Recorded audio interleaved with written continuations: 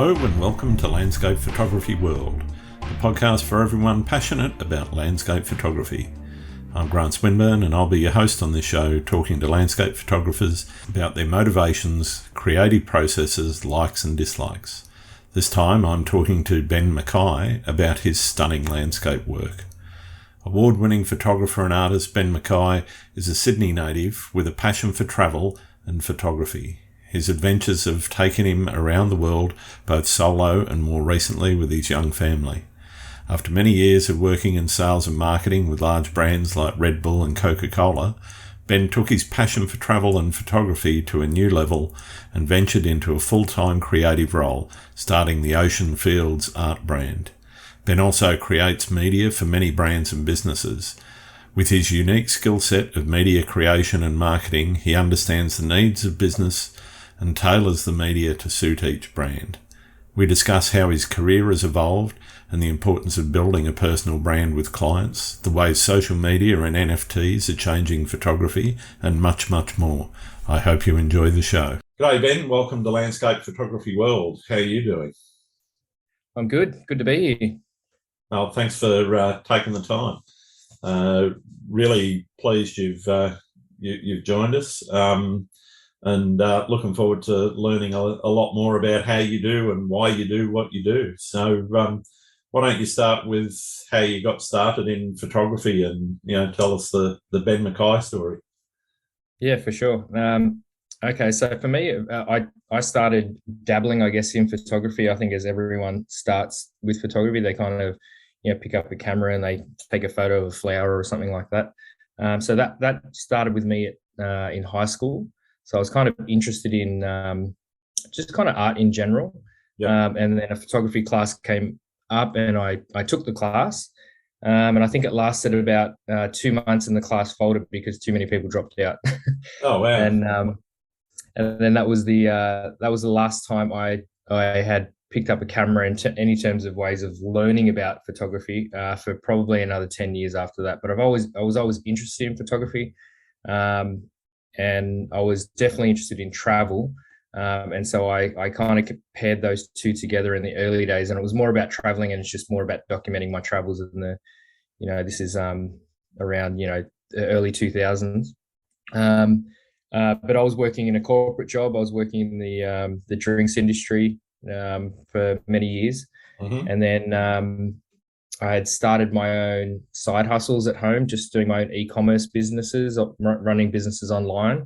Yep. And things started to go really well for me. So I quit my career and decided that I would, pursue my own business at home. And that started to go actually quite well for me as well, to the point where it was kind of, it was fairly well automated. I had a couple of staff that kind of ran it for me, and then it gave me opportunities to probably just do a little bit more traveling. And then with that, I started to pick up the camera a lot more, to the point where my business pretty much was fully neglected. But my photography and my videography was kind of taking over. So I started picking up clients for producing media for them. And then in the end, I closed my business down, and now I'm full-time creative with a camera. And so that's kind of the shorter version of how I got to where I am today. So 3 careers. Yeah, pretty much. Yep. So I guess, talk to me a little bit about how you got into that mindset around saying, okay, well, photography and videography is really going to be what I want to do from now on. Yeah, I think in the early days, like of me, that transition, I really didn't want to pursue it because I had a passion for it and I really loved to do it. And so I didn't want to actually do it for a job because, my career at the time was, even though I'd built a pretty good career, I didn't really enjoy doing the work that I did. Mm-hmm. I didn't enjoy going to work. I didn't enjoy working for someone else. And so I was kind of enjoying working for myself and allowing my e-commerce business to be, where I've made my income. And so I was really conscious about that in the beginning because I didn't want to feel like I hated doing, taking photos for people or anything like that, because I didn't want to lose the passion for it. I really enjoyed I kind of felt like that was a part of me that I really wanted to keep, and I didn't want to allow that to be disrupted by money, I guess. But Yeah. I guess the more jobs I took on, the more I kind of realized that it was something that I wasn't losing passion for. The more jobs I picked up, yeah, some clients were definitely a little bit more difficult than others, but it didn't bother me to the point. In fact, every time I would shoot something new for someone, it just got me excited. It got me. I felt like I could wake up each day with a little bit more. My brain was being used for a creative purpose, and I felt really comfortable in that space. So, it was a little bit strange in the beginning to kind of go down that path because as I said, I didn't really want to do it, but the more I did it, the more I just loved it. And the more jobs that I picked up and the bigger clients that I picked up, and I just felt just more encouraged by every single job that I picked up. And I tried to kind of vary my work as well, because I don't want to be stuck into too much of a niche in terms of where my income came from. And so I think that was probably really important for me. I have a lot of friends who are wedding photographers, and they don't really enjoy their work. They actually hate their work. And so you could see it in their face when they rock up to work, or when they have to edit, 7 or 8 different weddings. They're just not into it. And so I didn't want to be like that. And so I kind of varied my work to kind of balance it out a little bit too. Yeah, nice. So what sort of genres are you into in terms of the commercial stuff? So I definitely, when it comes to commercial, I don't have any restriction on it, apart from probably real estate. I probably burn out on real estate more than anything. Yeah. So whenever I have someone ask me to do real estate, it usually comes with an extremely high price tag. So if I do it, at least I'm getting paid. Yeah, fair And enough. so, I said to you before we started recording that I've just started picking up some weddings, which is something I haven't really done. But with COVID, it gave me the opportunity, because a lot of my work prior to that has been with travel and tourism. Mm-hmm. But I also look after a whole bunch of different areas. So I produce photo and video for all sorts of different clients. But I would say travel and tourism is probably my main industry, and where I prefer to work, because I just love traveling for one. Yeah. I was definitely a traveler before I was a creative, I guess. So it's definitely in the blood.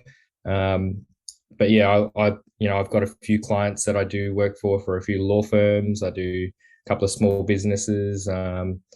I've worked in the mining industry in terms of construction industry. So I've done a whole bunch of different stuff. It's pretty varied what I do.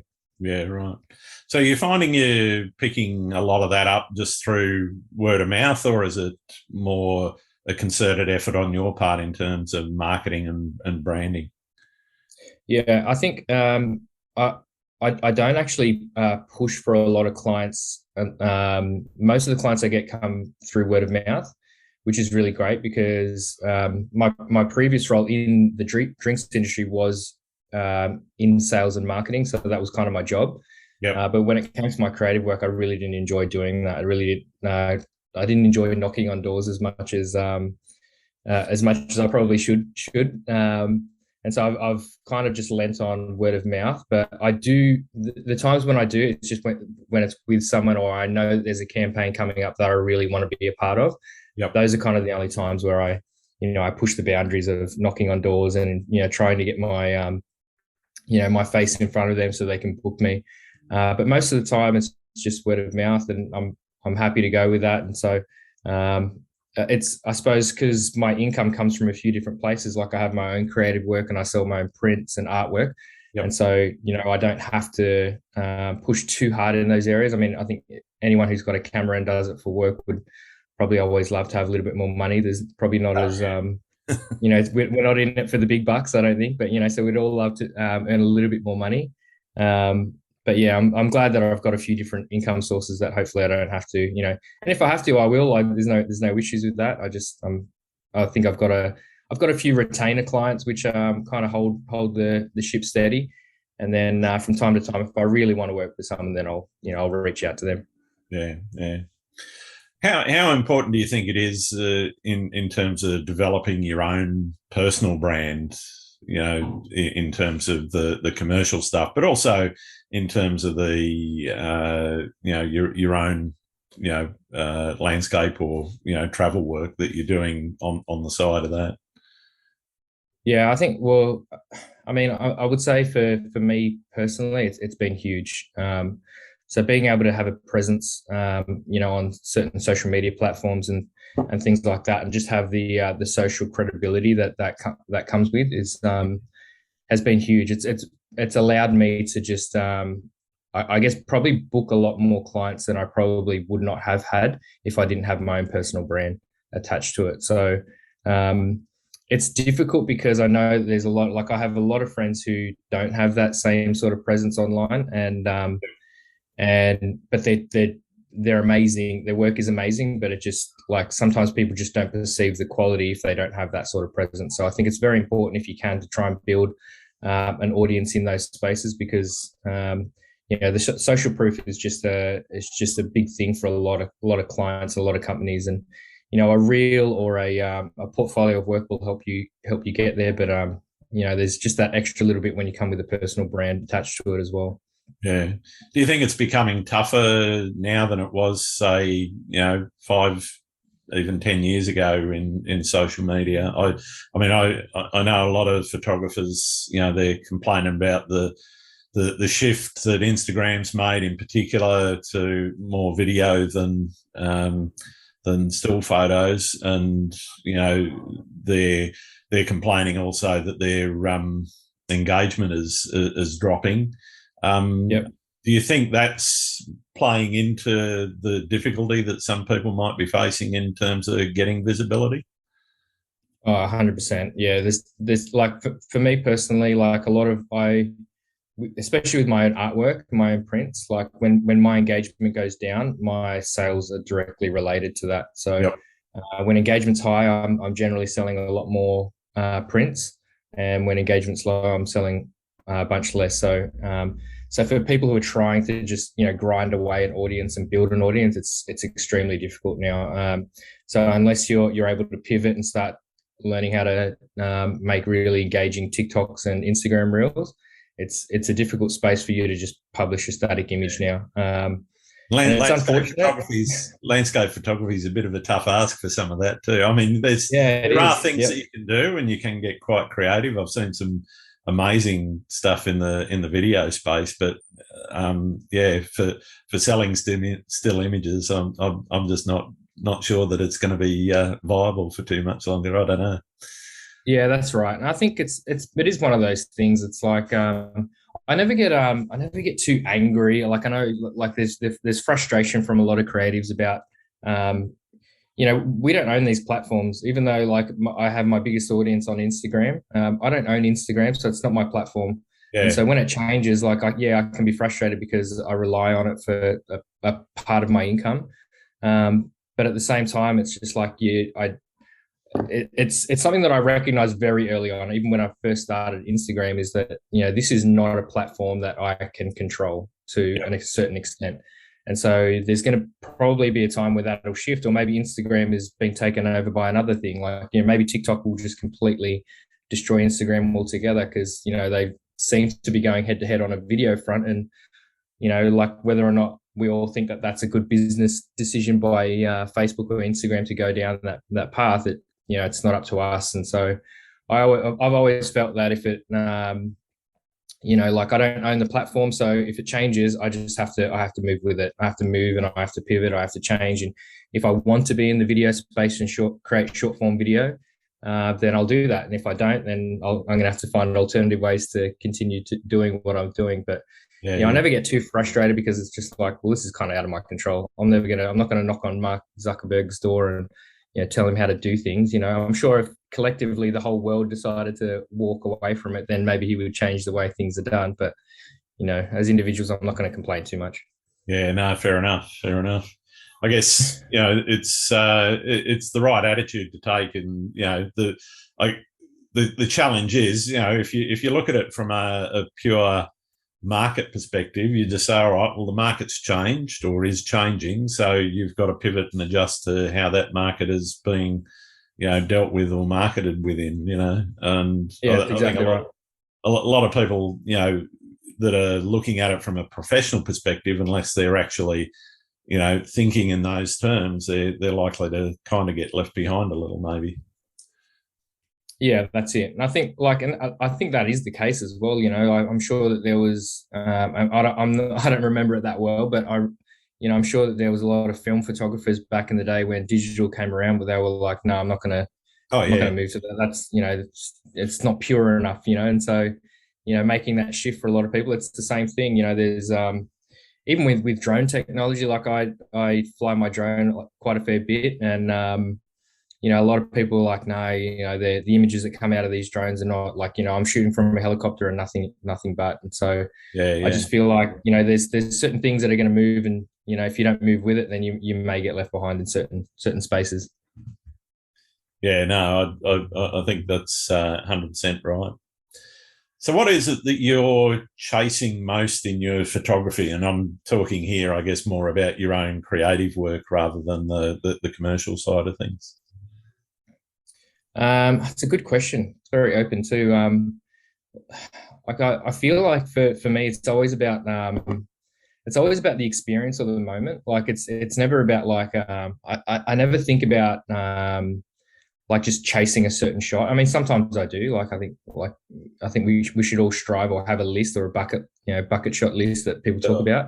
about. But for me, it's always just about like, finding an experience or capturing a moment and then being able to, reproduce that, so it lives on forever.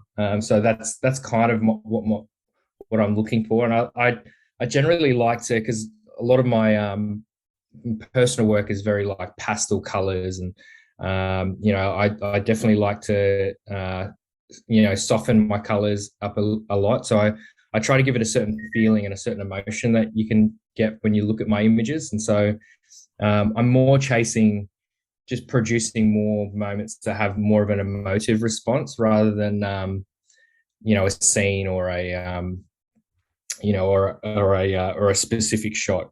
Sometimes they combine up together, but generally speaking, I'm just looking to capture moments more. And I think, I don't know, like there's sometimes I'll change. Now that the world of NFTs is here as well, like my brain thinks on another level now, and so Yeah, right. I think about producing work much differently. Just as I think a lot of photographers pivoted to producing work for Instagram, so they would shoot a lot more vertically.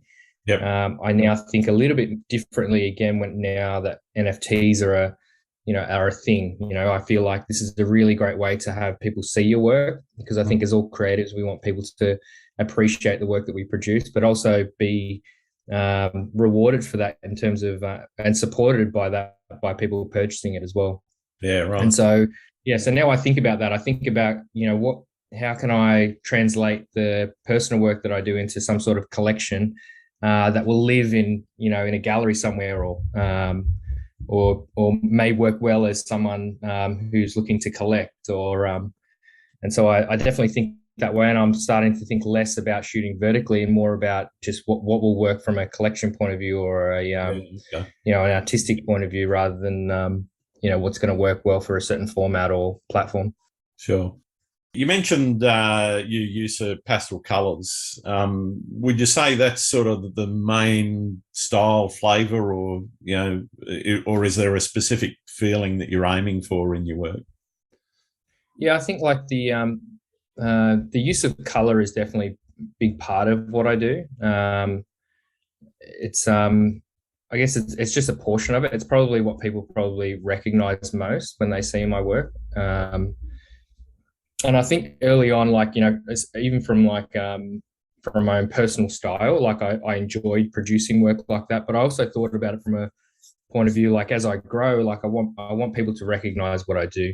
Yeah, right. And it's nice when when I put a piece of work out there, and people can recognize it before they've even seen my name attached to it. And so that's that I think that's what everyone strives for. Everyone strives to find what's their flavor, what's their style, um, and the colors is something that I definitely worked on early on, like 5-10 years ago, about how do I separate myself from the pack, for one, and then but also like what can I do that, or how can I produce my work that that I really enjoy producing, and then I can do this long term. Because I think anyone who starts out, you might dabble in a few different ways. You might follow a certain person or a couple of different people, and you may mimic their styles, And I think that's fine to an extent. Some people really have an issue about copycats and comp stompers and things like that. But I really have no issues with that. Whenever I see someone who copies almost the exact same composition and the exact same style of editing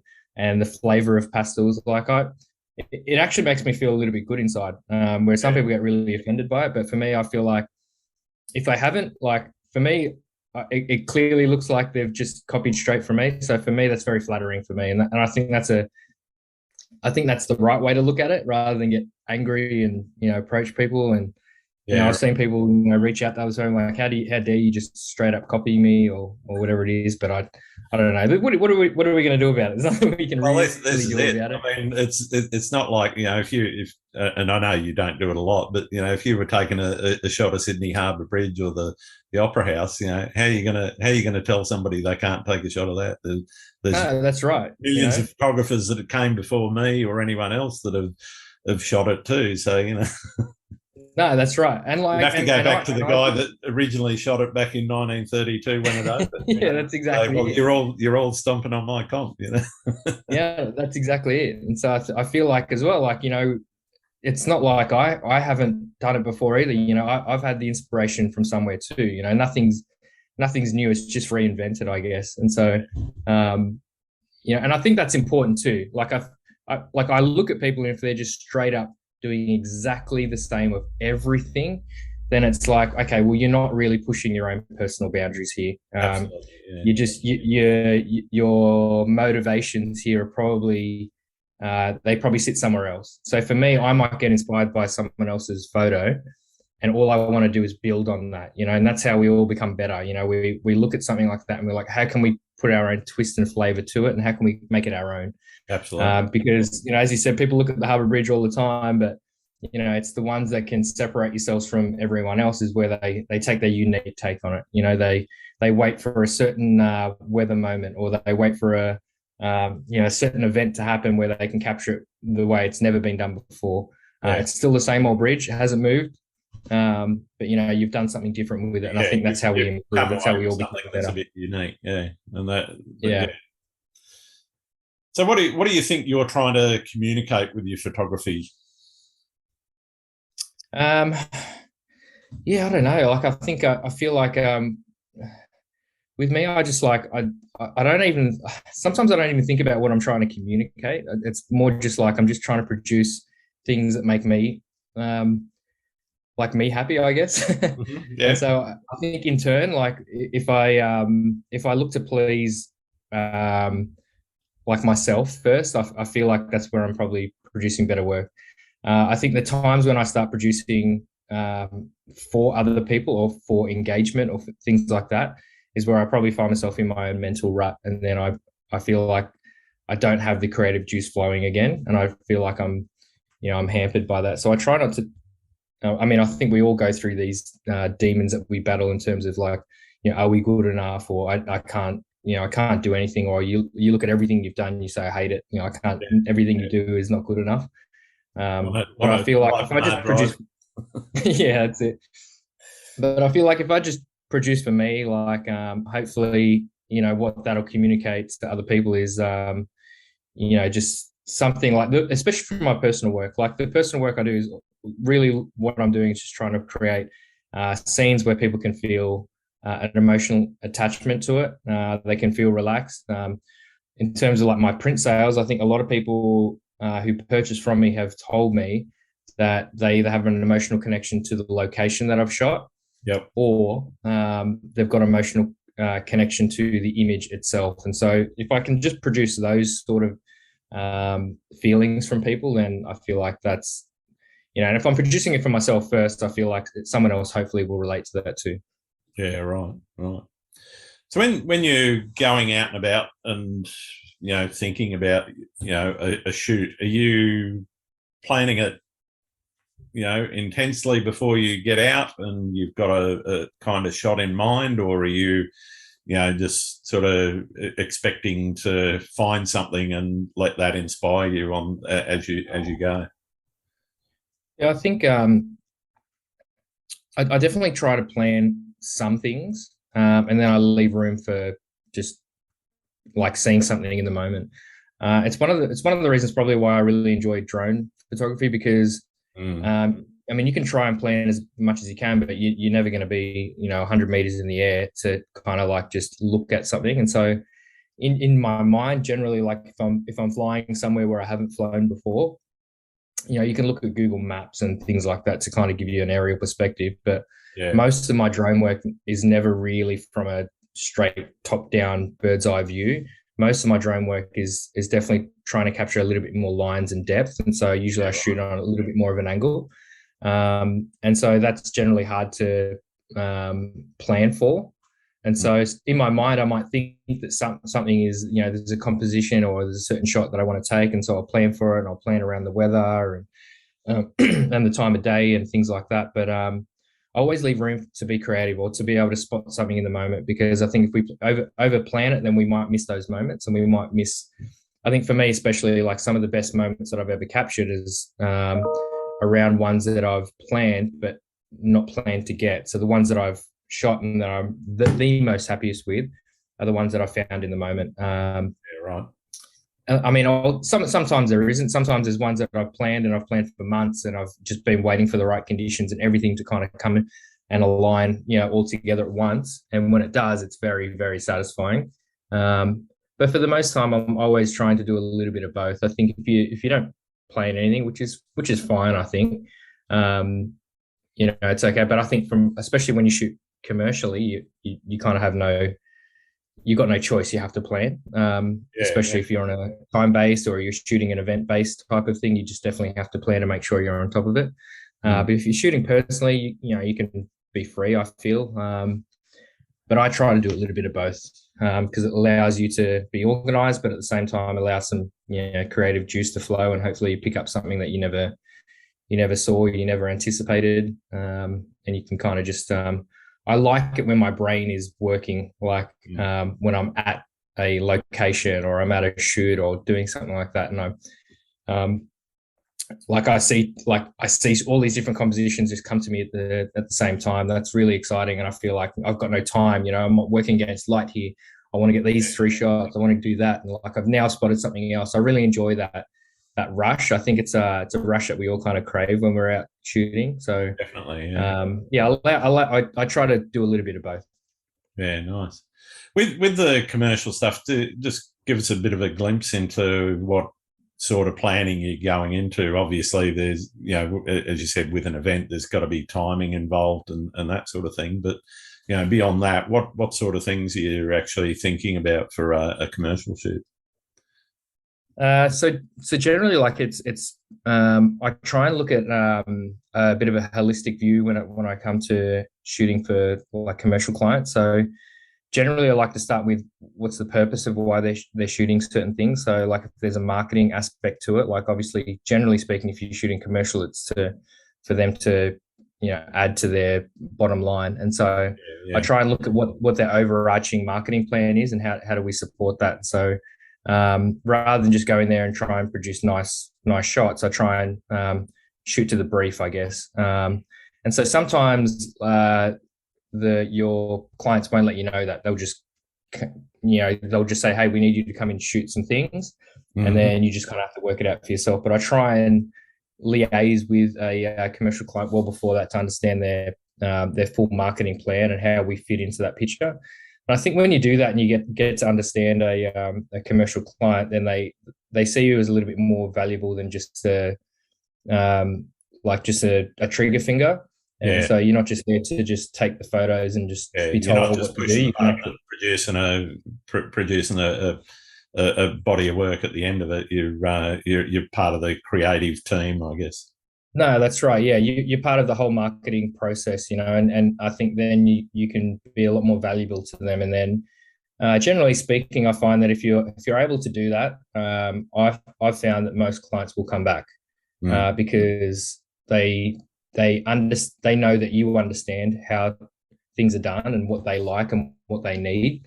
And so that's one part that I do, try to plan around, and then prior to that, I'll actually, depending on the type of client, I'll have a complete shot list And with each shot list, I try and same thing, leave a little bit of space to find some creative, work around. And then if there's time, then you can start being a little bit more creative, because I think that's where, if you're gonna,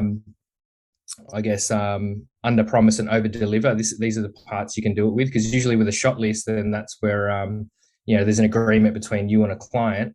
But then if you can start producing some little magic moments in between that, that's where you become the over deliverer.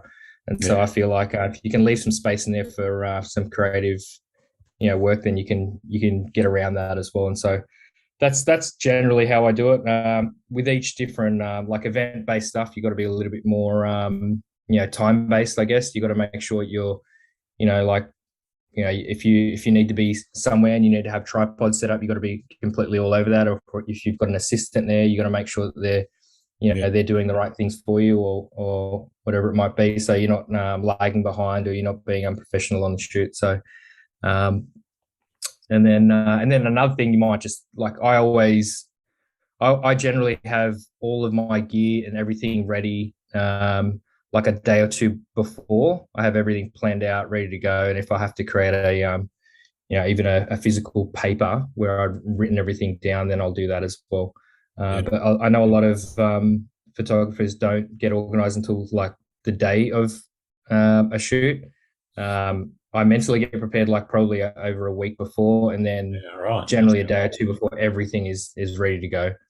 I'm not leaving SD cards at home. I'm not, all my batteries are charged. I've got all the gear. I've got all the right lenses, all the right equipment for the right shoot, and so nothing's missing. I think early on when I first started doing that, I definitely I rocked up to a few jobs where like I'd have a video shoot and I'd have a gimbal that wasn't charged. Yeah, it's just like, oh, I'm sorry, my gimbal's broken. Can we wait half an hour? Yeah, and so you definitely don't want to be doing those things. So there's some smaller detail stuff like that you want to make sure you're organized, and you're thinking about driving times and all the rest of it, just like you would with any other type of work. How do you deal with the uncontrollable things like the elements and weather? That's a really difficult one. Like I just shot a campaign with Shoalhaven, Shoalhaven Tourism, and it had been pushed back 3-4 times because of the weather with the rain. And in the end, we pushed on ahead, and it was bucketing rain the whole time. And so come to the Shoalhaven, it's wet. Yeah, that's it. And so it was a shoot for all of the wineries in the Shoalhaven area. Okay, and so we. It was myself and another photographer, Rachel Tagg, and we kind of had to just, combine our heads and how do we make this work from a perspective where we can sell the area by making it look attractive in this bucketing rain. And so it was definitely challenging. And there's certain aspects, like sometimes I might get hired for drone work and it's just impossible. Like if it's bucketing rain, I just can't fly the drone, and there's no point anyway. You're not going to get much through driving rain. No, that's right. And you're just going to have a drone that's damaged by rain, or there's going to be all water on your lens or something like that. So, but I think it's difficult, especially when it comes to and I feel like every time I've shot for Shoalhaven a few times now, and I feel like most of the times when I'm shooting for them, it's been affected by weather. And so there was another shoot that I did with them, which was a week-long shoot, and it bucketed rain for 6 out of the 7 days. Oh no! And in the one day, we just had to cramp everything in it. So it was a long day, that one. And we went really, really hard for one day and we shot basically 7 days worth of footage and photos in one day. And so it's just, and then I ended up coming back the following week just on my own because I just wanted to produce good work for them. But sometimes there's just nothing you can do about it, and you just kind of have to work around it. Like you plan as best you can. If you have to bring a water housing with you bring a water housing with you, and you get on with it. Otherwise, and then you try and plan around, the weather as well. Like if you've got the ability to shift dates, then you do that too. Yeah, no, fair enough. I don't envy some of those challenges. Yeah, it's not nice. I definitely, that was probably one of the most difficult shoots and it was only like a week or two ago. So yeah, but for me that was definitely super difficult Yeah. because every time we'd get a little bit of a break in the weather and we'd try and shoot something outside, it'd just start bucketing again. And we're working with models and animals too in some cases, and so both animals and people don't really cooperate very well in No, the no. challenging weather. One of the reasons And why I so like landscape photography. that's it. You don't have to worry I can about do all it with those the things. weather not cooperating, but people and animals, forget it. Yeah, it's not the easiest, that's for sure. And Yeah. like, How do you bring something unique to something like your commercial photography? You mentioned, if you've got the time, you start getting creative. Obviously, you're going to be given a brief, and let's say it's a tourism shoot. It's obviously sunny skies, maybe beaches, and mountains and trees and all that sort of thing. But how yep. do you kind of make that work stand out from the pack? Because everyone that does that sort of work has got similar briefs. How do you make it Yeah. unique? Yeah, it's difficult. I like to kind of give myself a bit of a mood board when it comes to things like that. And sometimes it might be where you go outside the box and you look at when you're producing a mood board of something like that for say a tourism. It might be a beachy location tourism shoot. Sometimes I might find a mood board which is not from a tropical location. I might use something from more of a completely different industry or something else where all I'm looking for is like good creative work from other people that can inspire maybe just a certain different idea or something creative. Like there's a lot of really good creative photographers out there that I follow and that I admire, and then they just help inspire me to do certain things outside the box. Yeah, And generally speaking, sometimes it doesn't work. And sometimes it's never going to work. But I feel like if you start thinking on those levels and you continually put yourself in that space where you're thinking outside the box and you're not just producing what's been produced before, because a lot of times like that, a client will send me something like, okay, this is our previous campaign, just to give you some ideas of what we've been doing. And that's a good starting base, I guess. yeah, But I don't want to do that because like especially if they're shooting for like to fill their libraries, like a lot of tourism boards, they have libraries, right? And so sometimes they need to be renewed because things look different or new buildings or new operators are in place, and so they need to reshoot. And sometimes they just want updated things or they want to fill gaps in their something library. they can reach into whenever they need to run a Yeah. campaign. Yeah, Yeah, like unless it's a very specific campaign, like right now, like for the last couple of years, Australia's been doing a lot of tourism for the domestic market, and yeah, so because obviously no one's flying in and no one's flying out, they're just really trying to get Australians to travel within their own country. So they're very specific campaigns targeted to certain people, but with most of them, they're generally just library fillers, and so they're trying to find different gaps, and so. You just don't want to shoot what people have shot before because especially if you're shooting on commission and they're buying your images post shoot, you want to shoot things that are a little bit more unique because they're the ones that are going to get purchased in the end anyway. If you just produce what's been done, then there's actually no point. You're going to be you're shooting for your day rate or you're shooting for you're shooting photos that are just not going to get purchased anyway. So yeah, so for me, I try and look at what they've got in the past, and then I try and think outside the box. I look at different industries, and I look at different creative areas, and how can we spice this up? How can we spice this up to the point where it's still palatable for them, yep. and not super weird and super crazy, where you're doing really strange, weird artistic things. It's not you're not trying to sell NFTs most of the time. You're looking to it's not so much an artwork. It's more about trying to sell the location, but in a way that's a little bit more creative and a little bit more unique. Yeah, and right. so a lot of times, a lot of operators will hire you because of your style as well. So they appreciate what you do. So you just continue doing what you do as well. Yeah. You try not to become something else for people. Like, if they're looking towards you, they're looking for, your work. They like your work, so just continue doing what you do, I guess, is what I would advise to people. Yeah, cool. So how do you bring what you've learnt in the commercial space and that into your own work? And I guess there's obviously going to be bleed over from what you do privately or for your personal stuff into some of the commercial stuff from a creative perspective. But is there anything that you bring from that commercial side back into the personal work that you do? Yeah, I think so. Like, I think it's like, because my background is sales and marketing, like I'm able to like talk to people on a level where I get what they're trying to do.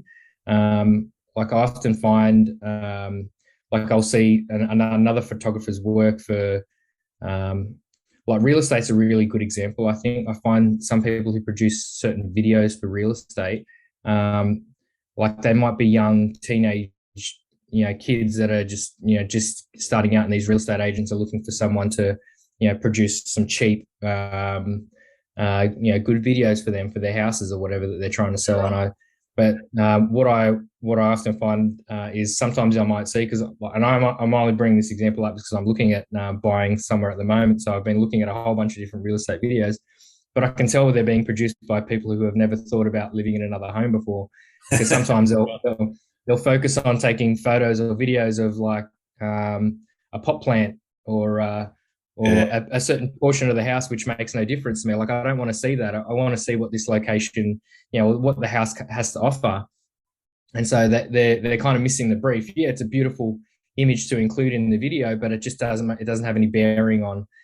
So I feel like they've kind of missed the brief a little bit. So I think for me and my background, like I've got a really like I did 15 years working in the drinks industry, working with big brands and big clients to work with. So I kind of understand, the overall picture, the bigger picture, I guess. And so when I go and shoot for people commercially, I can talk to them in a language that we can all understand, and hopefully I can get a little bit closer to the final product before we've even started the shoot, and so they can feel a little bit more confident and comfortable with me, because.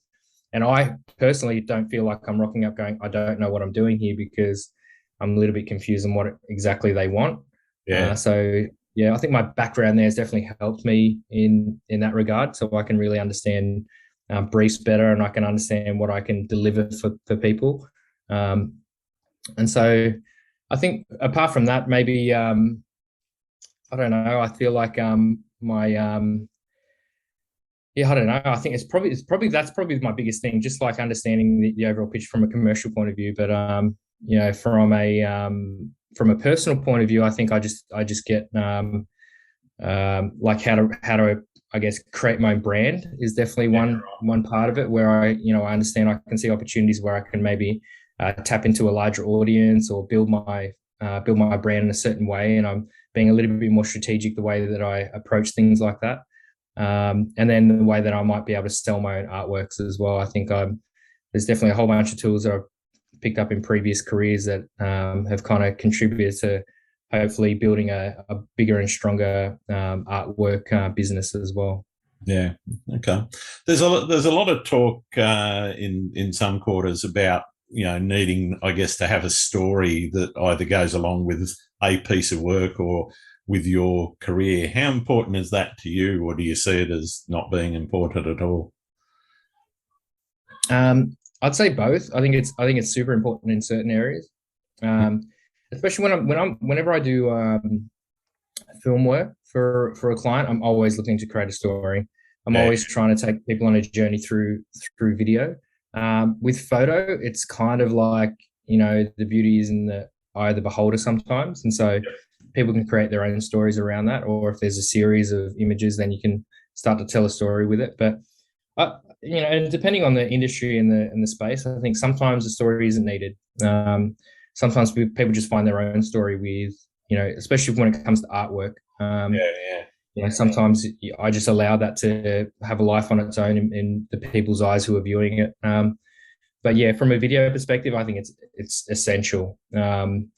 which for me personally, it's been a little bit harder to produce when it comes to short form video content, like TikTok and Reels. Like I'm just more used to producing longer form, a few more minutes involved, and so it's harder for me to tell a story in 6 seconds, and make it palatable and make it consumable for people to enjoy and hopefully grow something out of.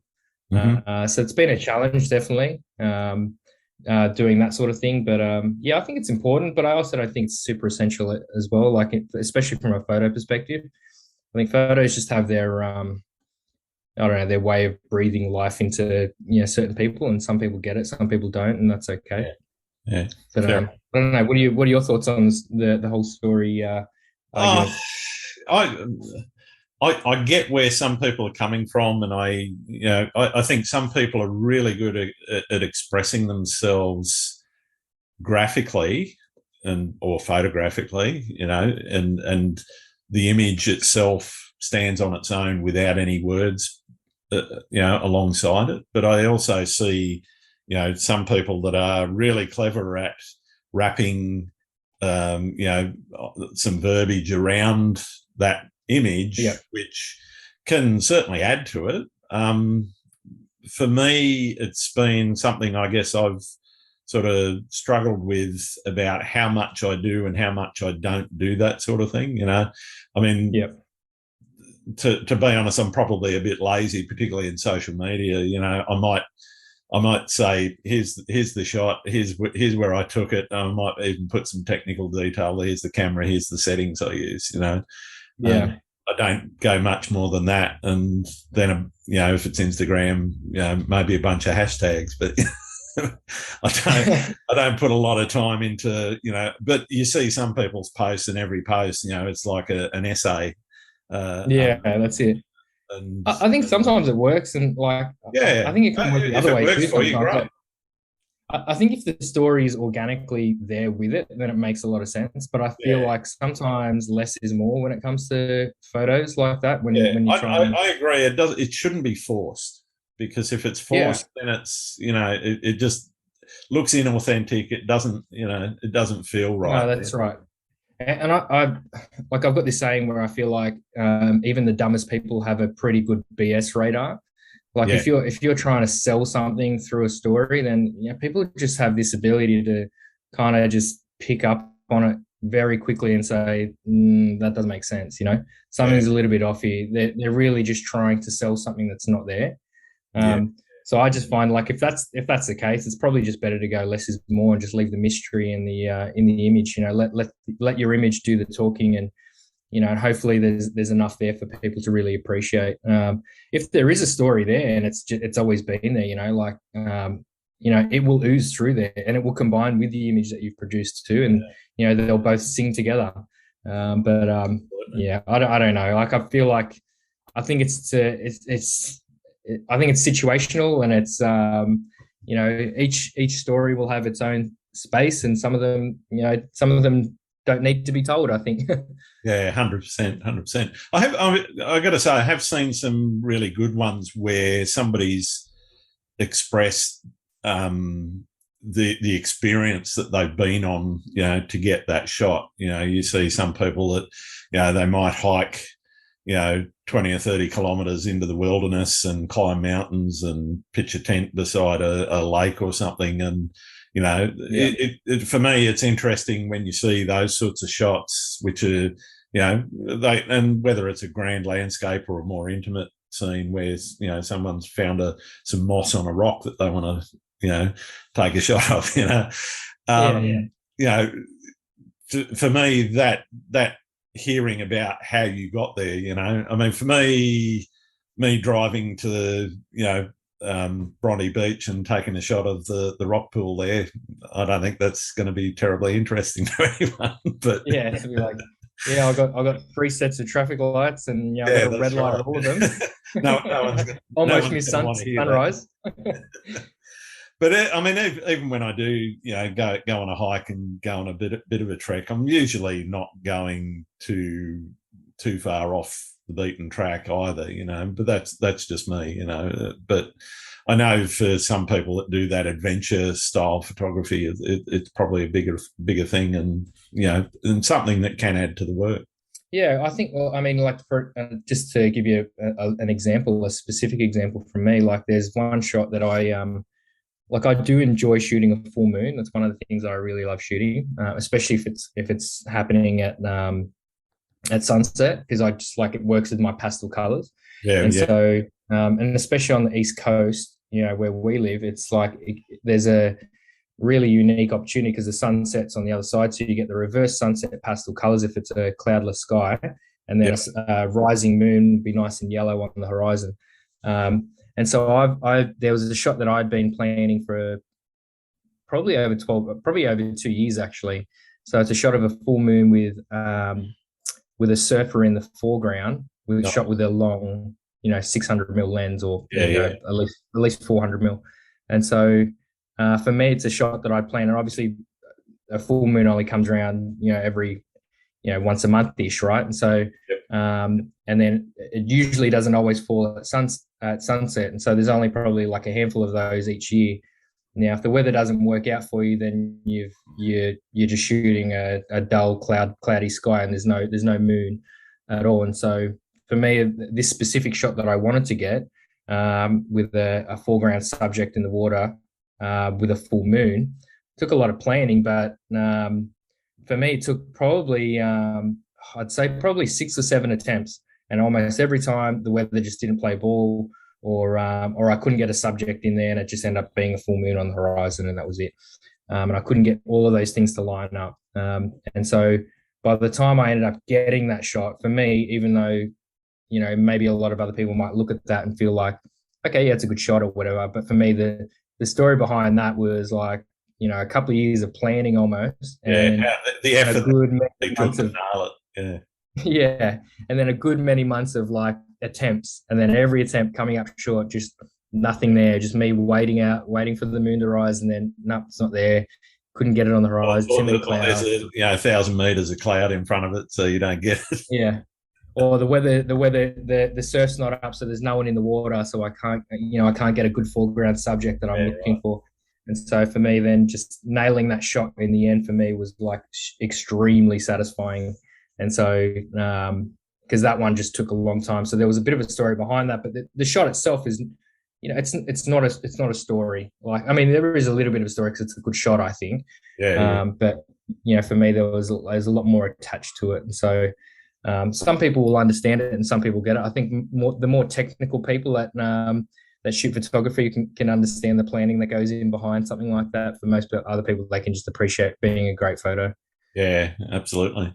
And I think that's the important thing, is that, first and foremost, it has to be a good shot. Your comp's got to be good. Your technical aspects have got to be good. It's got to be, sharp if you want it sharp, soft if you want it soft, But, it's got to be a good shot before anyone really wants to hear anything about it, and if anyone wants to read more, then great, and if anyone looks at one of my shots and says, I want to know how you took it or whatever, and I've had a few DMs like that, I'm more than happy to share what I've done and how I've done it, Yeah, I think that's an important thing, like being able to share things like that. Like, I feel like for me, I've definitely been big on that. Like, I've always tried to keep a mentality where if anyone who's looking to just learn or anything like that, be approachable, be willing to share, because whether or not you had someone share with you, because I think for me, graduating through the space, and by no means have I reached the top of the game and I know everything about photography. That's far from it. But like, I feel like yeah, that's right. Oh, there's plenty of people who think they have. That's for sure. Yeah, I know there's plenty that think they're God's gift, but I still haven't found anyone that actually knows everything about photography. No, that's right. And so I feel like if it's just the right thing to do. Like, it's the right thing to do is if people are looking for more. It's a great community when people are able to share information. When people start closing up and keeping things to themselves, or when Instagram becomes a thing, and you're you're battling against someone else to get a paid job for something, or you're battling for someone else because you want to produce that work and you want to show the photo because you get more followers or anything like that. I think the space becomes a lot more sour, and for me, I don't want to be a part of that. I'd rather just share. I've never felt like I want to hold all the cards to myself or anything like that. I always felt like I want to, give as much as I can, because I also feel like it's a bit circular anyway. I think if you if you can show kindness to others, it'll, not to call it karma or anything like that, but I think, only good things can come back to you, Yeah. And even if it doesn't, at least you've done the right thing. So yeah, it's something I was always brought up with. Treat others as you'd like to be treated. And yep. I always take the view that I don't want to make anyone's day worse than it needs to be. Whether it's at work or at play. It's all about getting on and making sure that everyone's as happy as they can be. Yeah, and you can always sleep well at night too. That's it. Yeah. So in terms of where you shoot, you've shot in a heap of places. You mentioned the bucket list shots. What's still on the bucket list for Ben? Oh, there's definitely a lot of, gosh, where's the like the traveler in me comes out when someone asks me things like that. So there's definitely a lot of places I'd love to go and shoot. Like, I think I generally gravitate towards the ocean. I just feel like the ocean has got so many, it's always moving, it's always changing. It's big and rough and crazy, and it's calm and soft and beautiful. And at both times it offers different textures and different colors and different times of day. And so I generally love to shoot by the ocean, and being East Coast Australian, it's just natural that that's where I would prefer to shoot. But when it comes to the bucket list stuff, I think probably the biggest places are probably not actually near the ocean. So like, I would love to shoot through South America. I think it's just something, like, there's so many different locations. I'd love to shoot through I'd love to go back to Europe and shoot again through Europe, and just even do like some just weird street photography stuff through Europe. Even though, like, I don't, it's weird because whenever people say, like, oh, you shoot street photography, and I'm like, yeah, I actually do shoot street photography. You never see it in any of the work that I produce, very, very rarely, but I like to do that because it's just I don't know, I like seeing how different cultures work, and I love seeing people and doing what they do. So I'd love to shoot street photography through Europe. But yeah, South America's probably big up there, because I've never been to South America, so I'd love to do a bit of everything there. Shoot the beaches, shoot the mountains, shoot the culture, a bit of a documentary style shooting as well. But it's more travel based rather than actual shot based for me. I'd just love to. So it's more about the experience than picking up any particular shot. Yeah, I think so. Yeah, it's always been that way. I think for me, it's like, if I can shoot the experience, hopefully the shot comes out through that. And hopefully I'll find a composition with that and let my brain go to work once I'm there. There's not really specific shots, I think, that I'd love to get. I mean, there's always specific shots when I get into the details, but it's more overall. It's just the experience and the moments for me, for sure. Yeah, fair enough. Has the pandemic changed your attitude towards traveling and photography? It did a little bit. It's only for me starting to feel a little bit more normal again, because for a good period of time there, I didn't shoot anything. So it was probably a good 9-10 months where my cameras just didn't get used. Yep. I had to make a video for DJI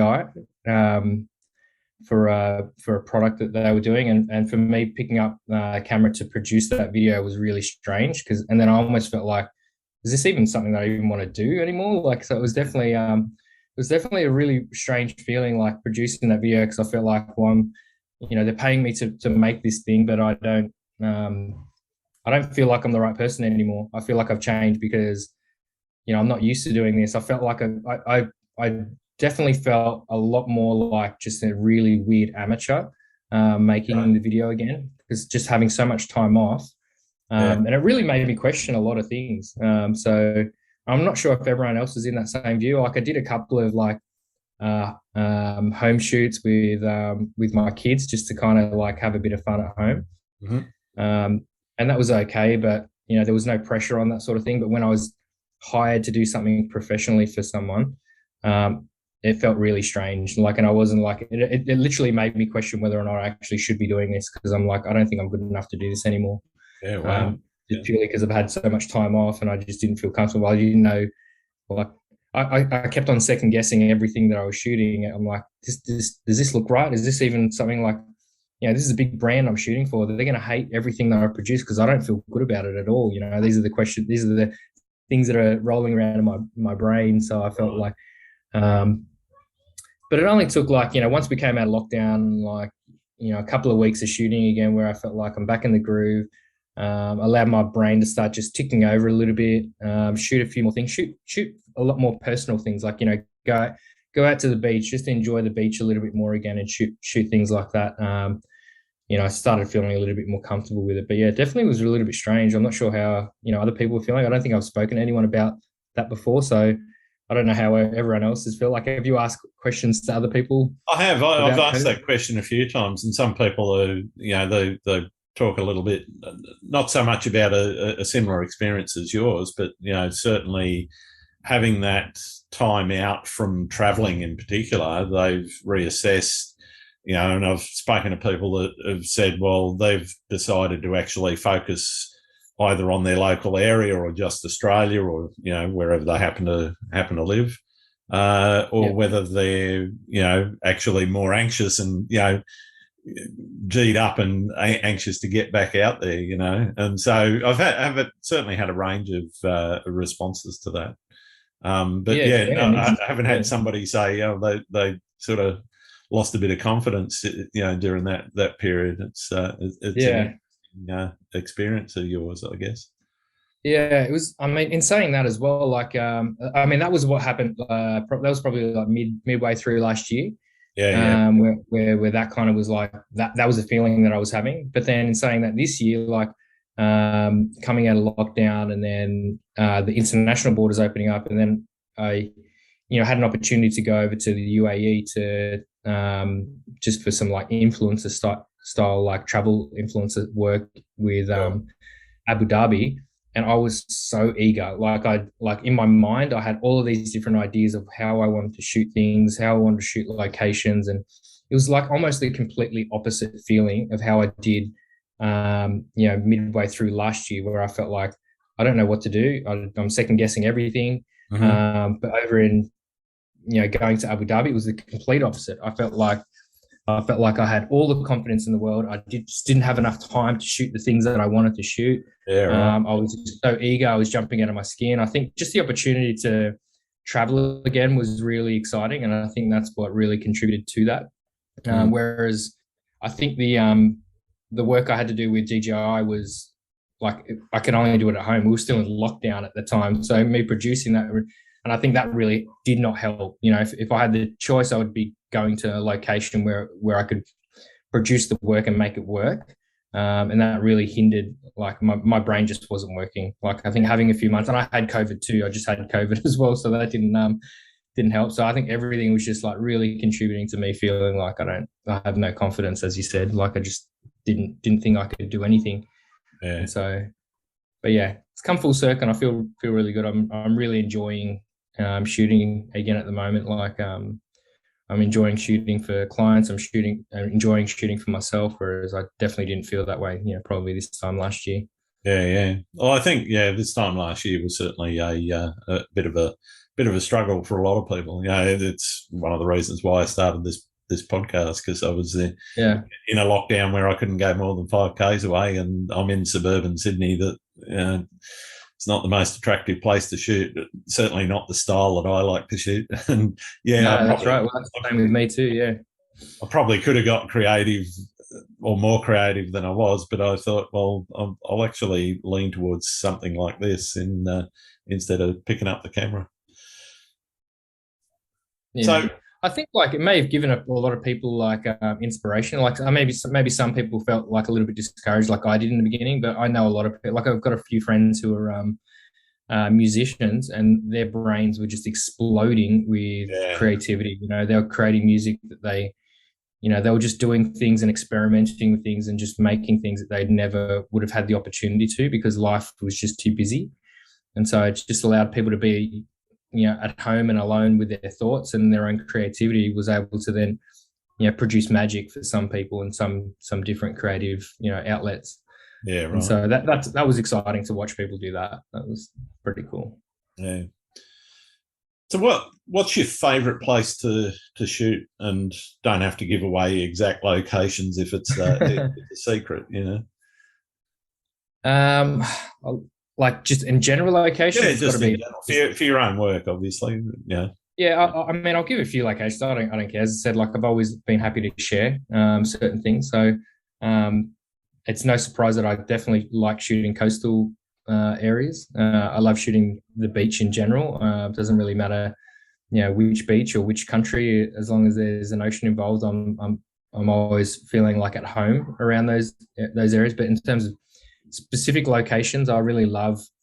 I feel like I feel very lucky to live in this part of the world where, like, the east coast of Australia has so many varied landscapes. Like, and especially in New South Wales, where there's, if you want to shoot some mountain ranges, albeit not very big compared to some other countries in the world, you've got that, and then within a couple of hours you can be shooting a beautiful beach that's world famous. Yeah. And then if you want to shoot some snow and some alpine regions, you've got that as well, all in the same state. So and you can do it pretty much all year round, the same thing. So I feel like we're a little bit spoilt with the options for that. I think if you're a photographer in this state, in this city, I think you're spoilt for choice. You can do a lot of different genres, and different landscapes are open to you. But I love shooting Jervis Bay. It's one of my favorite places. It's just so pristine. I love the white sand beaches. I feel like it's an area that's a little bit undervalued. I think a lot of people just don't think about it. It's just so beautiful down there, and I feel like almost every time I'm there, if I'm shooting a beach or a location down there, it's like I'm the only one there. There's no one else. Whereas you can go to any of the Sydney beaches like Bondi, Bronte, and you're going to be battling that with probably 50 photographers every morning. In each different spot, 50 photographers sometimes. And so there's a few spots around Sydney where you can get a bit of time to yourself if you're lucky. Some places get crowded, but there are some places where I know I've been. I remember a couple of mornings actually down at Parramatta where I was literally the only photographer there, which blew me away because it's such a popular spot normally. And, I was sort of there and there was nobody else there. I'm going, okay, what do they know that I don't know? Have they got some other secret location? Is there a tsunami coming? That's it. That is true. Like, especially up in the northern beaches, like I find that whenever I shoot there, and especially like if you're a photographer on the east coast, you're generally shooting sunrise because that's when the light works best for the east coast. But there's a lot of locations up north where there's just you will have the opportunity to do that. And it's one of the great things as well. Like, if you are a photographer, generally speaking, sunrise is a great time to shoot because a lot of people like to sleep in, so they don't. Absolutely. They're not waking up at those times, right? So you got these beautiful locations. Generally speaking, without the hassle of crowds or people crowding your shot or even being in your shot. And then if you're a photographer who wants to have a lot of people, you can get that too. You just have to wait a couple of hours and they'll all come out. That's right. Yeah, just wait for the sun to come up a bit further, and the crowds will be there. Go. Yeah. That's it. Unless you're on one of the far south coast beaches, there's a couple of beaches down there where if you want to be alone, they're a good place to do it.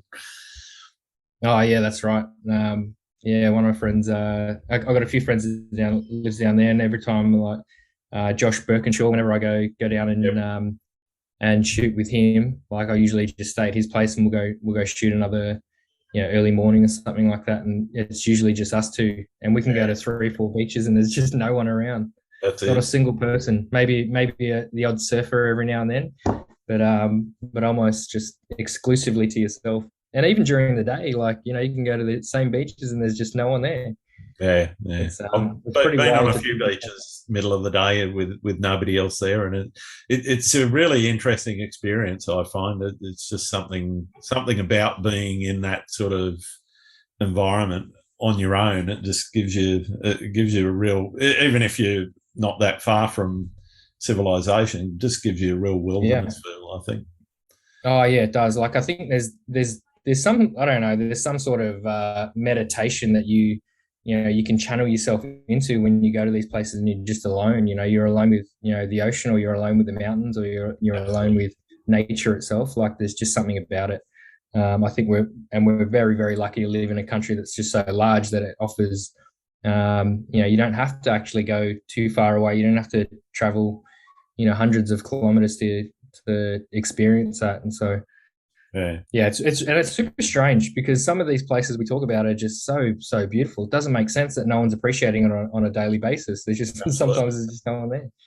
But we'll take it. We'll enjoy it. Absolutely. I'm not knocking it. That's it. So what's the most memorable experience you've had out shooting? Oh, geez. Think about that.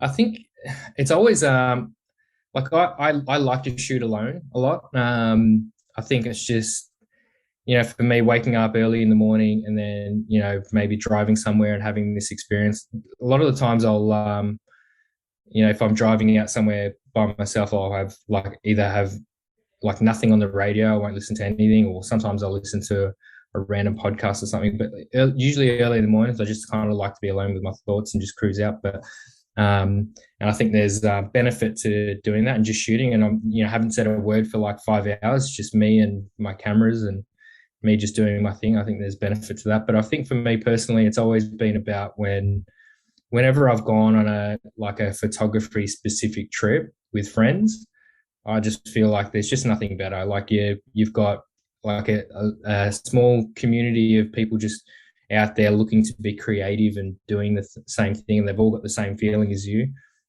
So I went on a trip to Tasmania a couple of years ago with a couple of friends, and it was only a short trip, but for me, like every minute of that just felt great. It felt like there's just three of us that are not worrying about the hassles of stresses of life and bills and things like that. We're just out there with our cameras, just enjoying each other's company, shooting in the morning, going and having breakfast and a coffee after, getting some lunch, shooting the sunset, and then having a few beers after for 3 days straight. There's just nothing better than that. Nice. So I think for me, like I feel like whenever I get those opportunities, like you just got to soak them up because they don't always come around too often. And so just being able to enjoy it with like-minded people is something special for sure. Yeah, no, that's great. What about printing? You mentioned you sell prints. Are you printing yourself? Or are you using a print service? And if so, what are you doing with those guys? Yeah, so I think just prior to COVID, I ended up buying my own printer. So it prints up to A2 size. So any prints that are sold up to A2 size, I print myself. And it's been a really frustrating and enjoyable at the same time experience doing that. Just doing a learning curve and making sure I'm printing things correctly and as good as professional printers has been a bit of a learning curve, and I've been black fortunate. art, isn't it? It is, yeah. It's definitely is. It's you got to go through your little mini apprenticeship basically to understand how to prepare an artwork for print and then printing it correctly and then even packaging it as well. So, and I've been fortunate enough to have a few friends that have done some printing themselves. So like a friend of mine, Craig, he's Surf and Earth on Instagram, which I think he's stopped printing now, but he used to print for a lot, and I loved his work. And I managed to go around his place and just learn a lot of the techniques used for printing and doing it properly. So I do print a lot of prints myself when I can, and it's definitely a lot more financially especially if you're printing a lot and you're printing regularly, it makes sense to print yourself. Yep. It might be a little bit of an investment in the front end, but it works out a lot in the over the long term. But anything over A2 or anything framed, I use different services for that. So for any overseas purchases, I've got a few different ones that I use for like the States or the UK or Europe, and then I've got one that I use for Australia as well, which is just local in Sydney. Yeah. But yeah, so I like it's definitely something I've enjoyed doing, printing myself. But it's nice also to be able to just not have to hassle with it, like with the framing process, and have someone be able to produce really great professional work that I don't, and especially for me, like I love that passive income part of it too, where my prints just live on the website, and then when someone purchases it, it flows through the system, and I don't have to really do anything. And now people are able to have my work in their house or their space or whatever, and I've got a nice little passive income flow out of it as well. So yeah, nice. Yeah. What do you see as being the biggest challenge facing photographers right now? I think the medium term, it's going to be the rise in, and it already probably has a little bit, the rise of cell phone technology. I think it's going to allow a lot of photographers to, or allow a lot of people to take relatively decent photos with their phones and not use photographers. And especially with the computational photography that comes with that, the software developments that come with cell phone technology. Yep. I find that, and even like just the use of AI as well. I think it may force a lot of photographers to be a little bit more extinct in terms of how they compete with their work, or whether it be commercial, like whether or not they're selling their work or not, or just being noticed in a space. Yeah. I think like in the past, you could just take a really great landscape photo and it would be really appreciated. But now, people can, sky replace a landscape photo, and it can look extremely epic straight off the bat, and you don't have to really do any work, or you can even just produce it in Blender altogether. Yeah. And so I don't know. I feel like there's definitely going to be some competition ahead with the way technology goes. But I think, as we mentioned before, like you just got to roll with the punches and try and adapt to it. So I don't know. I'm not sure where to go with that, but I can see there being a big hurdle in the future. And same with these free stock photo websites and things like that. I feel like it's make it harder and harder for make money out of the stock. Money out of or even just not even make money out of stock, but even for photographers to be hired, because the stock's available for them, so people are not even getting hired for their work because they just can go download something that kind of fits their bill. And so I think I think the biggest challenge with that is that, like, photographers are being underappreciated. And so I'm finding that with some of me quoting, with like the more quotes I do each year, it gets harder to quote people because they value your work less. And so it's more important than ever to stand out more, that you can sell your ideas rather than just you being a camera. Then if you can be one that can create ideas rather than just be someone who can take photos. That's how you kind of are going to battle that in the short term. But there's going to be a lot of hurdles coming up in the future, and I feel like, and who knows, I think also camera brands are going to start producing less, just because a lot of that is shifting over to cell phones and mobile phones and stuff like that. So I don't know. What do you see in the future for what are the hurdles? I don't know. I certainly agree with you on a number of those points. One of the other ones I think that's sort of just starting to creep in now is the rise of AI photography. And what I'm talking about there is not necessarily using AI sharpening or AI denoise or those sorts of creating like virtual scenes, but actually creating a scene from scratch. So it's sitting there generating the image. I kind of see that as being a really different take on the art of photography, and I see it kind of being because, I mean, maybe I'm wrong, but the people that are kind of getting into that and doing that sort of thing probably are looking at that from more of a commercial perspective. So the reasons behind creating that work is more towards making money out of it, as opposed to necessarily the artistic merit. Because to be honest, the AI process, it's a program generating it, and okay, I can appreciate, I'm an IT guy, I can appreciate the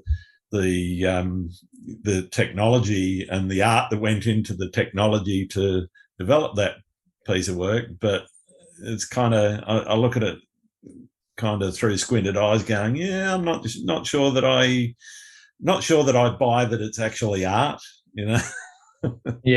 No, I get that. Like, who owns it? Does the program that generated it own it? Well, they can't, because they're not a physical entity. They're not a an entity, a legal entity. So does the programmer own it, or does the guy that pushed the button to tell the program to start it own it? You know, so it brings into a whole bunch of different questions for me. Yeah, and I think, like, I mean, at the moment, it's like, you know, like the programs like Blender, which, you know, you can create scenes, and like, and I think it's a little bit more of a design process at the moment. So, you know, I mean, you can pull certain things and add to it, and I haven't used it before, so I don't really know too much about it, but I get that, like, you know, some of the creative people that are doing with it, they're definitely creating some very incredible, you know, strange and, you know, they're creating like images that you would it'd be very difficult to produce with a camera. Especially because, you know, you're adding certain really weird aspects to it. You're putting a whale in the sky or whatever it might be. And so I feel like at the moment there is a lot of creativity that can go into it, because you're still choosing how that composition works and how it works. And I know a lot of digital artists that, you know, produce work from very varied amounts of different stock photos, and they create this composition, which is beautiful. And I definitely don't discount that. I don't. In fact, I've got a lot of friends who I feel like produce really great work with that. I feel like it's probably maybe the future of that, which becomes a little bit more murky, where, you know, you can just push a button and just say, give me a scene that, like, with this work, which I've produced in the past, which is similar. And then there's no creativity that goes in it. And it's just like the computer just learns a couple of different, you know, you just give it a couple of examples of work that has been produced in the past, and then it spits out something else that's similar. I think that's where it probably could go too. And so that's a little bit interesting. I'm not sure how that works. It's almost like, I kind of liken that to like celebrities getting into selling NFTs, where they haven't really done anything. They've just had someone create, like, you know, a cartoon picture of them or something, and, you know, they've put a different hat on one, and they put some sunglasses on another one, and then they sell them. I kind of liken it to that. There's nothing that's really gone into it apart from putting their name to it. So it's a little bit strange and a little bit weird, but hopefully, I think, you know, generally speaking, people who appreciate art appreciate it more.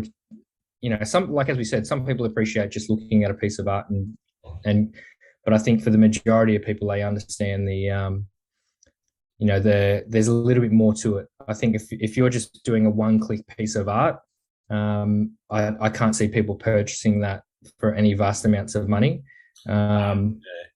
mate, unless it's sold to them under false pretense, where it's like, there's plenty of that in the real art world now, anyway. There's plenty of that already. You know, there's definitely a lot of that.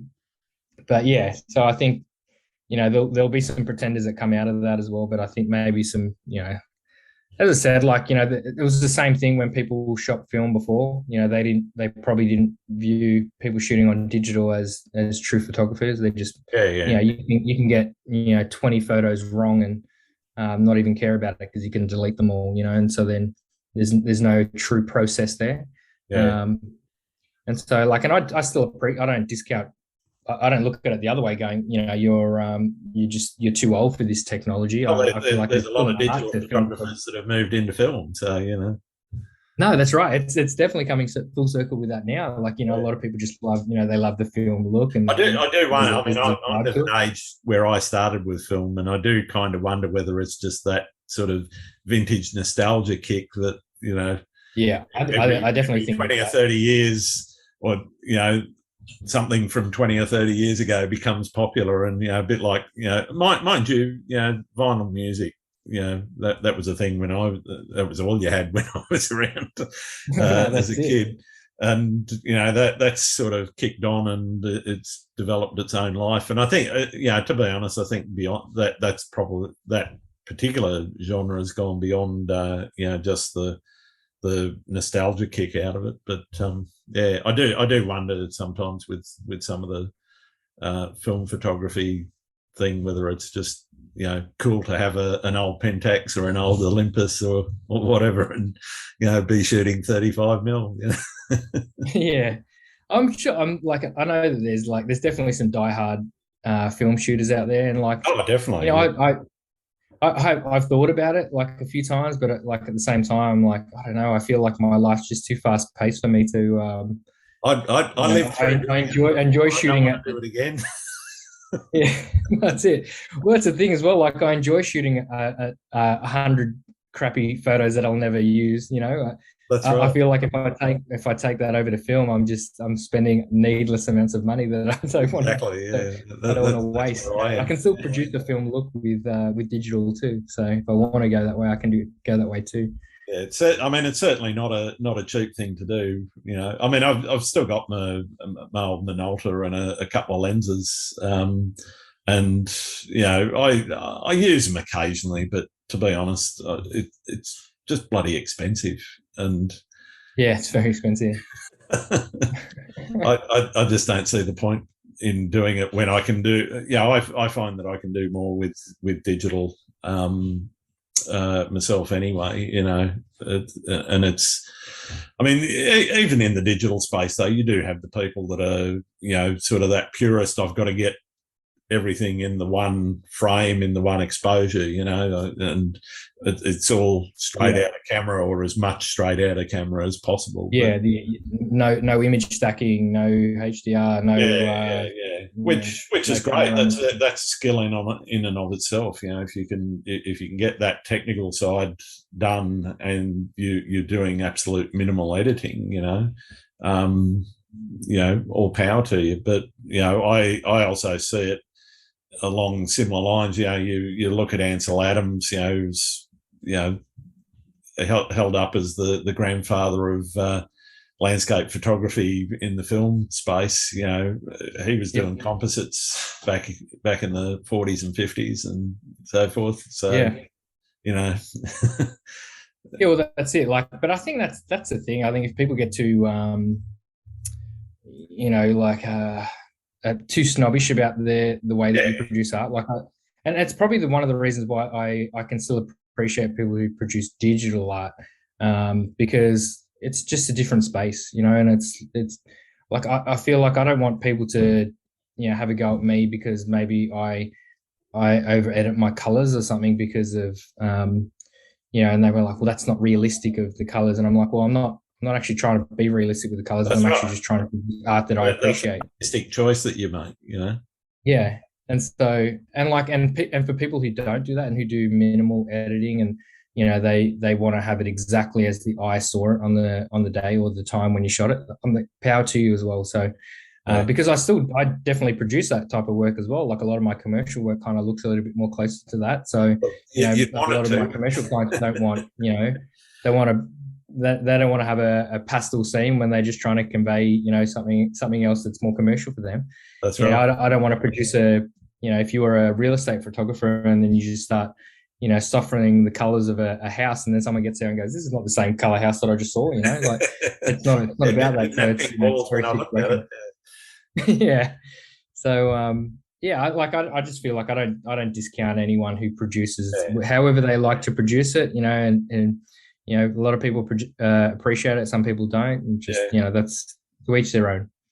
For me, the AI photography is, as long as it is, sold or presented as digital art, I don't really have a problem with it at all. It's when it gets presented as photography where I sort of go, okay, well, is it really? Yeah, no, that's right. And I think, yeah, you can, like, if you're trying to say things are like, there's definitely some times where you can clearly see where someone has sky replaced something, and they've sold it off as like, oh, what an incredible morning it was out there. And I'm like, well, hang on a second, you've used the sky, which is like the shadows are casting the wrong direction. This is quite clearly not how it was. Like I can tell because I can see you haven't even done a cheap version. Good job. Yeah, and then you've tried to sell it off as exactly how it is. Like I just the way, like, especially if I'm producing for somewhere like Instagram, sometimes I will do sky replacements, but I'll do sky replacements with the sky of the day just so I can get the format correctly. So it might be, or sometimes like if I'm taking a photo with a drone, I'll use my like my handheld camera to take a photo of the sky, and I'll use that because I can get more dynamic range than I can with my drone. And so it's exact same scene, exact same sky, but I've just used it and I've replaced it with something where I've got more dynamic range with. And so for me, like I'm not exactly lying. I've composited two different photos, but it's the exact same scene. Yeah. Whereas some people, I'm much the same. I'll call out if I'm doing exposure blending for dynamic range, then I'm saying here's a blend of 5 exposures or 3 exposures or whatever, Yeah, that's right.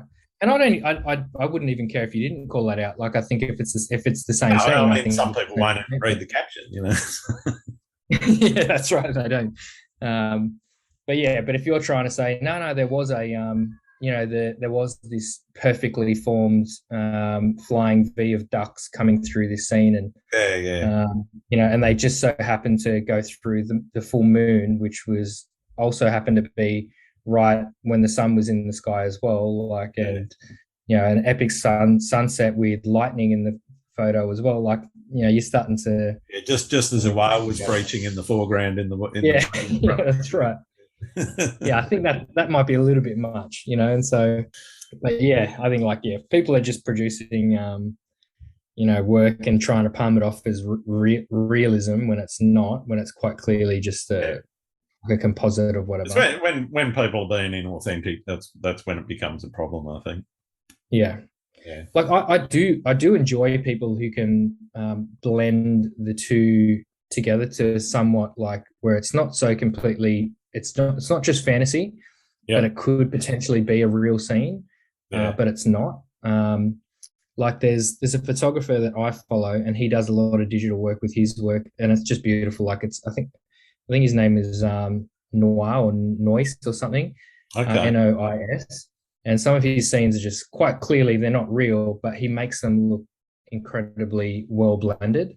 Like he doesn't say that it's not real, but it's quite clearly they're not real. But I just love his work. I love what he does, and like some people would probably look at it and think it's real, but like anyone who knows photography would look at it and go, "That's just an impossible scene." There's never like a billion birds surrounding, the Eiffel Tower like that or whatever. Yeah, right. And so, but his work is incredible. But I think, I just feel like I don't know.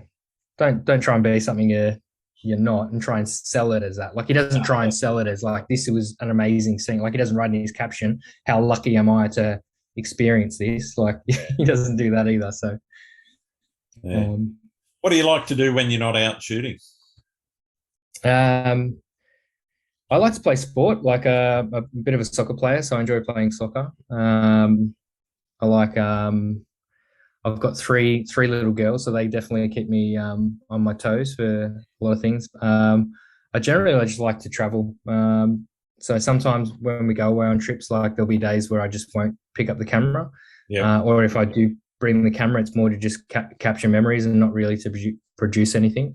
So I still like to. I would say when I'm not shooting, I'm still kind of shooting, but for different reasons, I guess. I've just like during COVID, I've just recently started playing chess again, so that's been fun too. So a bit of a weird nerdy thing to do, but I've really enjoyed playing chess. I try and play like a game or two a day. About playing chess. So I don't know, what else do I do? I just generally like being outdoors and enjoying like sometimes I go on a hike or I walk with friends or whatever. I just enjoy doing that. So I definitely like being outside. In saying that, as any good photographer or videographer, you probably enjoy, or maybe not enjoy, but the countless days of sitting at a computer for endless hours editing. That's definitely something that I feel like most of my spare time has been spent editing, whether it's personal or not. I Yeah. sometimes, like, if I've just got an hour spare, I'll just go look over old photos and just start editing things. Sometimes photos that I've like some of the work that I put out is something that I've shot maybe years ago that I never was happy with, or never felt like I was good at editing. I didn't feel comfortable with it, and so I just go back and revisit it sometimes too.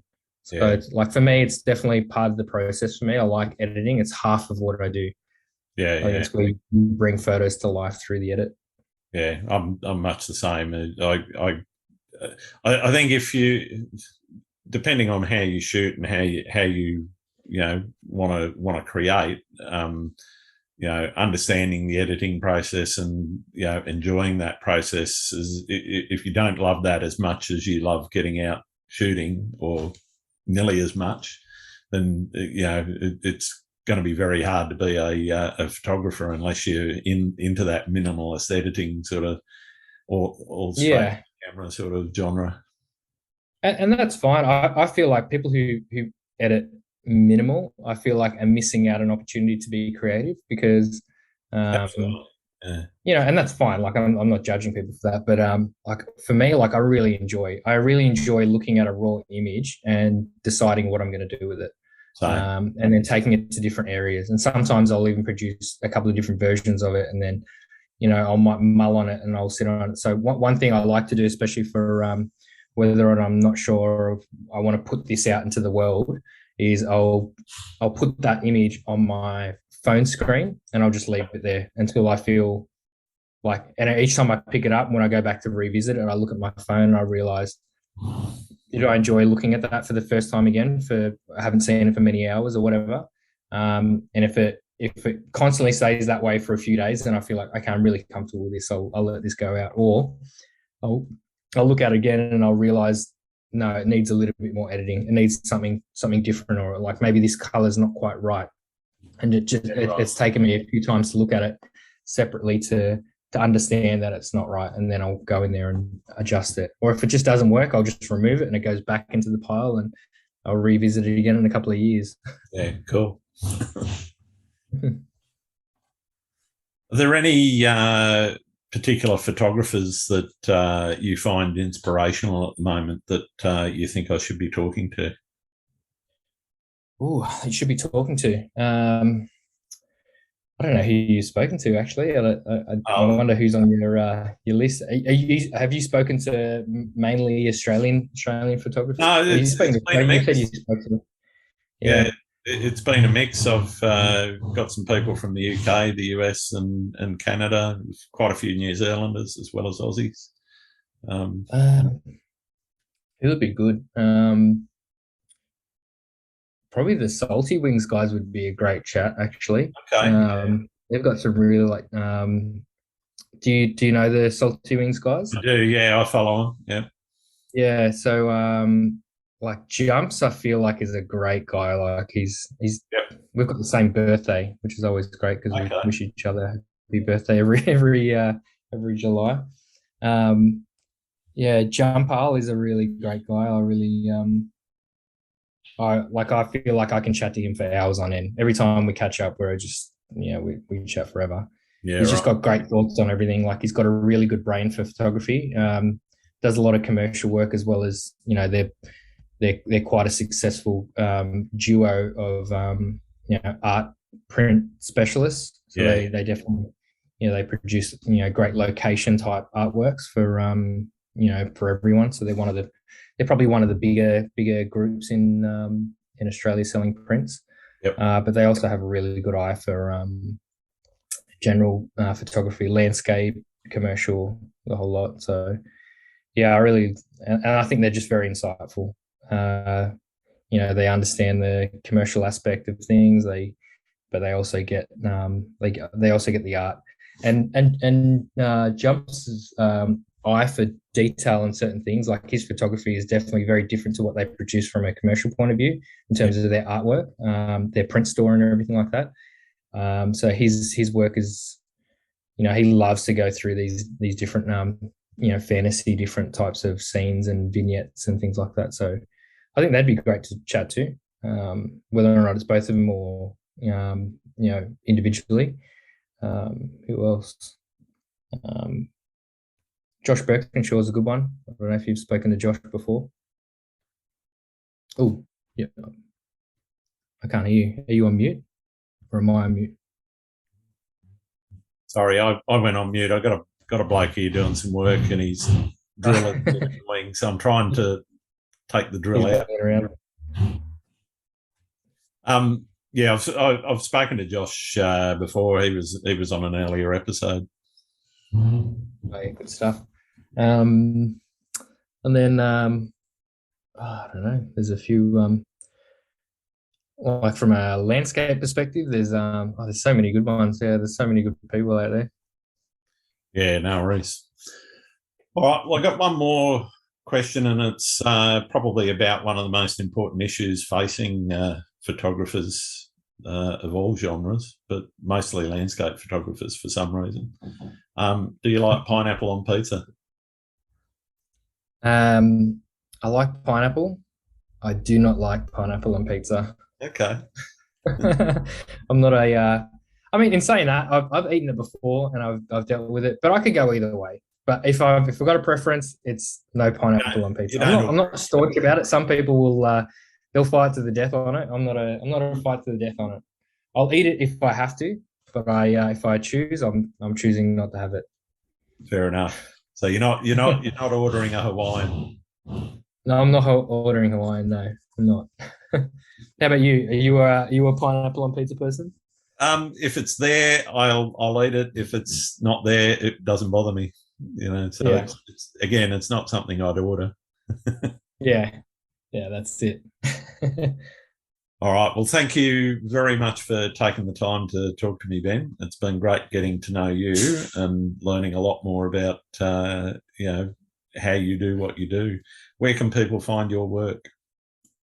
So you can find me. You can probably find me on Instagram. It's just Ben Mack. If you look up Ben Mack, it's Ben Mack _. But if you look up Ben Mack, hopefully Instagram will do the right thing and show you who I am. Other than that, you can check out my website. It's oceanfields.com, and that's pretty much it. Those are where, Instagram's good, Twitter's good. It's all the same username. I'm even on YouTube as well, so I probably need to do more YouTube videos. But I'm everywhere. But I'm probably most active on Instagram. Oh, fantastic! Thanks, mate. I appreciate it. Thanks again for listening to Landscape Photography World. I hope you enjoyed the show and keep listening because I'll be joined by some great guests in upcoming episodes. You can find my work in this podcast at grantswinburnphotography.com. I'm also on Instagram, Twitter, YouTube and Facebook. I'm Grant Swinburne. Hope to see you out shooting soon.